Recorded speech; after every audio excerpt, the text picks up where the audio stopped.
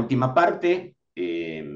Ahora vamos a tocar este tema muy importante. Ya lo habíamos ido tocando en otros encuentros, ¿no? Ya lo habíamos ido tratando cuando, bueno, estaba todo este devenir de los textos, que salía diputados, que iba al Senado. Bueno, ahora ya estamos con reformas en serio.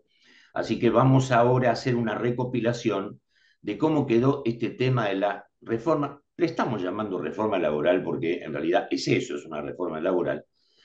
El título es modernización laboral, pero nosotros le llamamos reforma laboral. Muy importante, realmente esto va a traer muchísima actividad, va a traer muchísimos planteos, muchísimos replanteos y sobre todo va a tener efectos muy importantes. Lo que vamos a ver ahora es cómo ha quedado el texto definitivo. ¿Mm?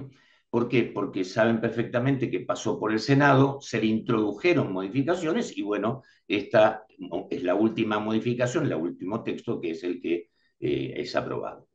Así que bueno, vamos a recopilar un poquito y así va a quedar la cosa. Así es la modernización laboral o reforma laboral. Reitero, muy importante. Lo que vamos a hacer es destacar los temas más importantes. Algunos los vamos a pasar más rápido.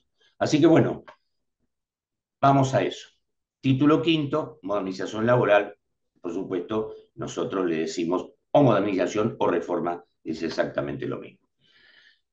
Primero empezamos con las derogaciones. ¿Se acuerdan que en la última oportunidad también habíamos visto este tema y preferimos ver las derogaciones, sobre todo porque tenía la derogación de todos estos artículos que tenían que ver con las multas, con las famosas multas que incrementan los montos indemnizatorios? Bueno, aquí se acotaron las derogaciones. Quedaron, yo diría, las más importantes, las que tienen que ver con los artículos 8 a 17 y 120A de la ley 24.013, que son aquellas multas muy gravosas que acompañan todos los montos indemnizatorios cuando se produce el distracto producto del despido indirecto, cuando el trabajador, bueno, acusa una situación de falta de registración y que son importantísimas en el montante de lo que es la indemnización. Estas desaparecieron, o sea, mejor dicho, quedó la derogación, y también quedó la derogación de la otra ley muy importante que incrementaba el doble las indemnizaciones, la 25.323, cuando el trabajador tenía que recurrir a la situación judicial para llevar a cabo su derecho. Así que estas quedó la derogación. Desaparecieron las multas de la 24.013 y desaparecieron las multas de la 25.323. Pero como estamos hablando de que hay derogaciones que se restablecieron las situaciones y quedaron entonces vigentes las multas, quedaron vigentes las multas que había agregado la 25.345 y que modificó fundamentalmente el artículo 132 y 132 bis de la Ley de Contrato de Trabajo y modificó el artículo 80, o sea, aquellas multas que tienen que ver con la falta de ingresos de aportes y contribuciones fundamentalmente, y aquellas que tienen que ver también con la emisión del certificado de trabajo. Estas quedaron. Quedó todo lo que tiene que ver con 132, 132 bis y multas del 80. Estas quedaron, también son importantes, pero no pasó el filtro de lo que pasó por el Senado. Resumen, quedaron derogadas todas las multas gravosas que incrementan los montos indemnizatorios, aquellas que son de la 24.013 y de la 25.323, pero quedaron las multas de 132, 132 bis y 80. Importante, por eso queríamos empezar por aquí.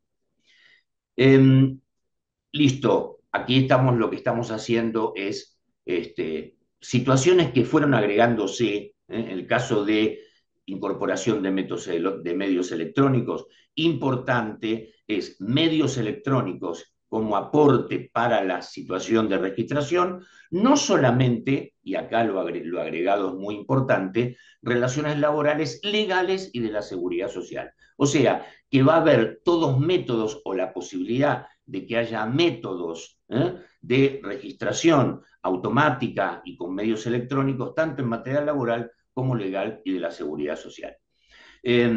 Obviamente también hay algunos artículos que tienen que ver con la registración que no han recibido modificación, como por ejemplo el artículo 7 bis, que puede dar del alta el empleador o el contratista. Acuérdense este tema de aquella situación muy compleja de quién tenía que dar de alta. Bueno, cualquiera puede dar de alta al trabajador habiendo conflictos entre empleador y contratista.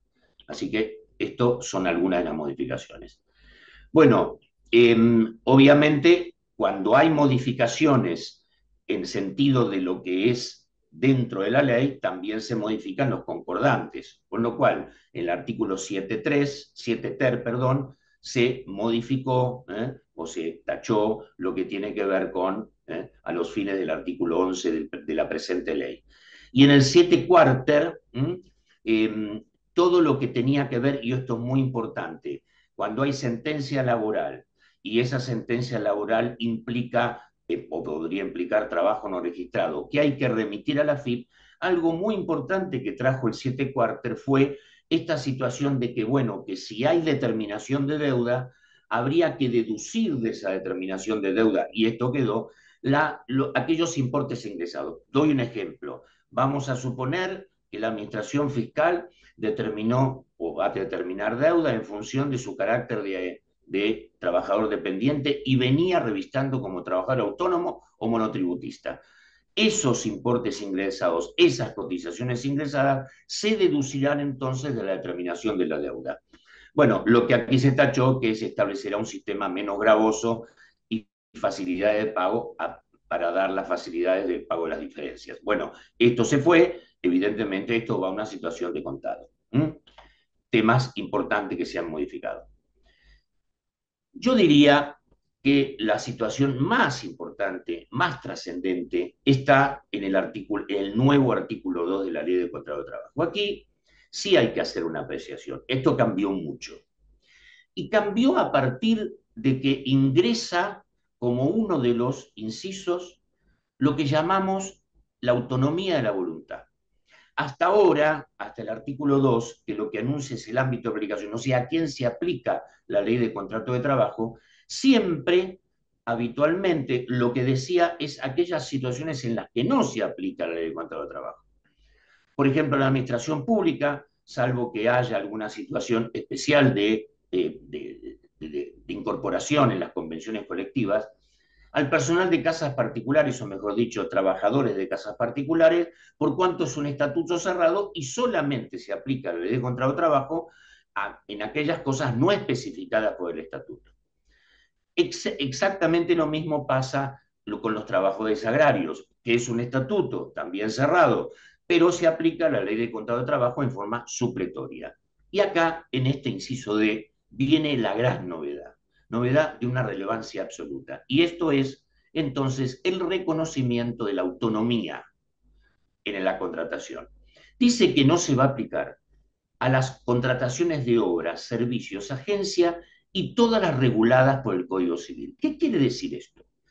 Que aquellas situaciones que siempre estaban en tela de juicio, donde se contrataban personas u oficios para profesionales de oficios para realizar tareas y que en todo caso esa vinculación era de orden civil o comercial y que inclusive había contratos, bueno, esto estaba en tela de juicio, no solamente por este artículo 2, que no decía nada de este inciso D, sino también vamos a ver de la presunción del 23. Quiere decir que ahora, muy claramente, existe la autonomía de la voluntad, en donde las personas se van a poder contratar a partir de la legislación específica del Código Civil y Comercial.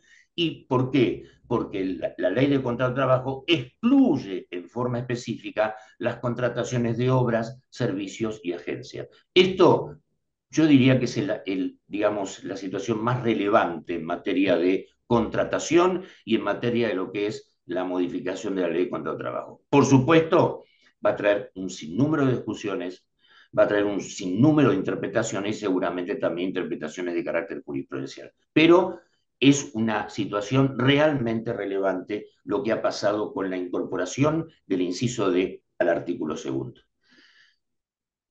¿Y esto cómo se completa? Se completa con el artículo 23 de la Ley de Contrato de Trabajo, que también sabemos que tenía una presunción muy importante, la presunción de la existencia del contrato de trabajo.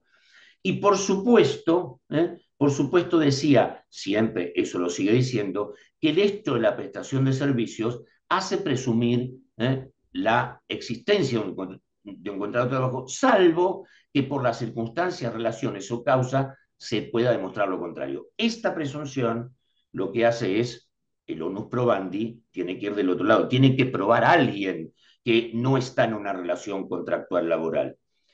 Pero fíjense el párrafo que se agrega.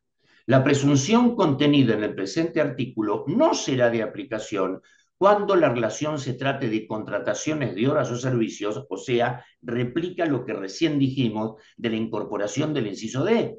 Así que esa incorporación ahora genera que obviamente no entra en la presunción del 23 de tipo general la situación de contrataciones de horas o servicios y dice en qué caso, cuando se emitan los recibos o facturas correspondientes o el pago se realice conforme a los sistemas bancarios. O sea, una relación contractual realmente establecida a partir de la relación contractual, la autonomía de las partes, por ejemplo, profesiones, por ejemplo, oficios, no va a ser presumir una relación dependiente. Esto, con el conjunto del inciso incorporado al artículo 2, es revolucionario, digamos. O sea, esto fue perseguido durante mucho tiempo y ahora está en la ley, con lo cual ha cambiado la óptica. Reiteramos, no va a ser fácil que en la realidad esto sea aceptado. Los laboralistas están en contra de esta inclusión, tanto de este párrafo como el inciso del artículo 2, pero está incorporado, es ley y esto va a cambiar muchas realidades de tipo económico. Muy importante lo que ha pasado con el artículo 23. Por eso resaltamos esto. Bueno, modificaciones también. Sin modificaciones, esta cantidad de artículos. Y sí ha cambiado, y esto ha sido reafirmado por el Senado, lo que tiene que ver con el periodo de prueba. El periodo de prueba recibe una ampliación. Ustedes saben que el periodo de prueba, pues el artículo 92 bis, hasta esta modificación, era de 3 meses o 6 si las convenciones colectivas decían, bueno, ampliaban el plazo. Ahora esto ha sucedido en modificación y es hasta 8 meses en las empresas, y aquí esto es nuevo, no estaba, desde 6 y 100 trabajadores, o sea, amplía el periodo de prueba. Esto no fue modificado por el Senado y hasta 1 año en las empresas de hasta 5 trabajadores, o sea, un beneficio teóricamente para las pymes. Hasta 1 año periodo de prueba.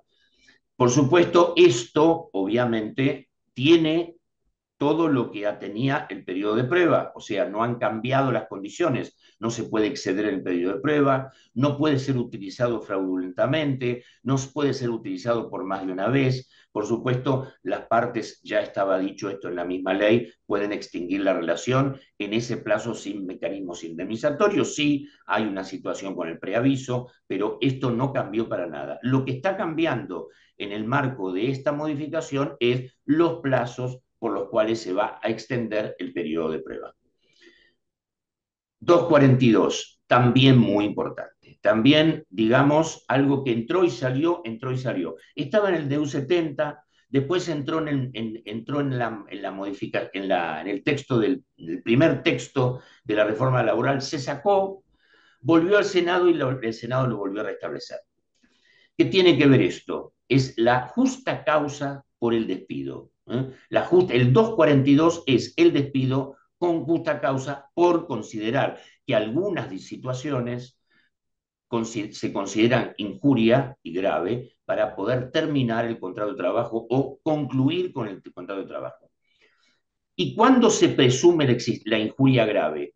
Durante una medida de acción directa se afecte el trabajo de quienes no adhieran a la medida de fuerza mediante hechos, actos, intimidaciones o amenazas, o cuando se haga el famoso tema de obstrucción para ingresar al lugar, o sea, esos bloqueos del lugar, se impida o obstruya total o parcialmente el ingreso o egreso de personas, el famoso tema de los bloqueos a las empresas, y se ocasionen daños en la persona. Quiere decir que entró como causal importante de la posibilidad de terminación del contrato por justa causa, por injuria grave, estos tres conceptos habituales que venían sucediendo en la práctica y que no tenían, digamos, una paralización en sus efectos. Injuria grave es afectar la libertad de trabajo a quien no adhiere a la medida de fuerza. Injuria grave es impedir o obstruir el ingreso a los establecimientos. Y injuria grave es ocasionar destrozos, daños en las propiedades. Importante, también esto va a traer una cantidad de conflictos, va a ser muy discutido, pero quedó en la ley, con lo cual tenemos una situación totalmente distinta en materia de lo que significaría, bueno, causales de injuria grave para despedir por culpa. Bueno, y este también es una revolución. Hasta ahora todo lo que tenía que ver con la posibilidad de contratación de trabajadores autónomos, que es un poco lo que está tratando de superar el artículo 2 con ese inciso y el artículo 23, siempre ha sido observado con justeza y hasta en forma bastante poco objetiva. Y aquí viene a agregar un capítulo independiente que no tiene que ver con la ley de contrato de trabajo, sino que es un capítulo aparte, no modifica la ley de contrato de trabajo, sino que crea un instituto nuevo. Y este instituto nuevo es, digamos, la conformación de una especie de situaciones casi societarias de trabajadores autónomos. Yo digo casi societarias o cuasi societarias, ¿por qué? Porque se establece que se podrá contratar, esto cambió de diputados al Senado. Había 5, ahora quedaron 3. 3 trabajadores independientes para llevar adelante un emprendimiento productivo y acogerse a un régimen especial unificado. Obviamente, todavía no sabemos cuál es el régimen especial unificado porque tendrá que venir por reglamentación, pero prevé un régimen especial para esto, contratación de hasta 3 trabajadores independientes para llevar a cabo un emprendimiento productivo que estará basado en la relación autónoma, sin que exista vínculo de dependencia entre ellos ni con las personas contratantes de los servicios u obras.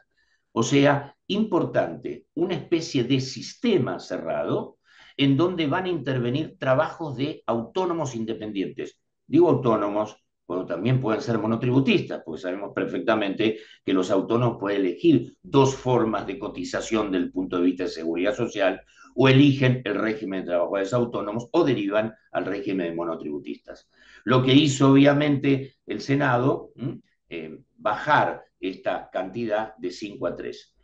Y dice que agregó un último párrafo que el presente artículo solo será de aplicación cuando la relación sea independiente entre las partes, es decir, en las que se encuentre ausente alguna de las notas típicas de relación laboral. Esto, ¿por qué? Porque siempre lo que significa subordinación está dentro de lo que es fundamentalmente la doctrina y jurisprudencia, y con mucha normativa que lo dice en materia incluso de seguridad social, que la subordinación o dependencia se da en 3 aspectos: subordinación jurídica, subordinación económica y subordinación técnica. Siempre se evalúa y se ha evaluado a través del tiempo, incluso en fallos de corte muy importantes, la presencia de subordinación. Obviamente este párrafo es un párrafo que es el que va a traer los conflictos, porque por un lado se dice la posibilidad de que se instrumenten estos institutos especiales de trabajadores autónomos contratados para emprendimientos, pero deja entrever la posibilidad de que se haya que demostrar en forma muy clara y muy fehaciente que la relación es realmente independiente. Estos párrafos, el primero, o mejor dicho, el de arriba con el último, van a traer una cantidad de situaciones discordantes, y esto seguramente también podrá llegar en muchos casos, caso por caso, casuísticamente, a situaciones jurisprudenciales. Bueno, esto es el detalle de los artículos cuya numeración cambió en el proyecto. Esto es importante tenerlo en cuenta porque si mencionamos un número de artículo, seguramente nos podemos estar equivocando, y es otro. El fondo es ese, 96-93, agrario 98 pasa a 95, 99-97, 100-98, estos son los cambios de número de artículos. Muchas gracias. Sí, lo que quedó para decir, también para reafirmar conceptos, quedó el fondo de cese laboral, este mecanismo especial adicional del 245, con la posibilidad de que el empleador forme un cese laboral. Esto es convencional, las convenciones colectivas pueden llevar a generar la posibilidad de un fondo de cese laboral, a imagen de lo que es el de la construcción. Esto quedó en la ley, esto es factible, es voluntario y, por supuesto, de carácter convencional, con lo cual veremos también en el desarrollo de los efectos de esta ley lo que irá pasando. Vamos a tener muchísimas más apreciaciones y vamos a tratarlo este tema en muchísimas oportunidades, pero por ahora está bien, con esto los despedimos y...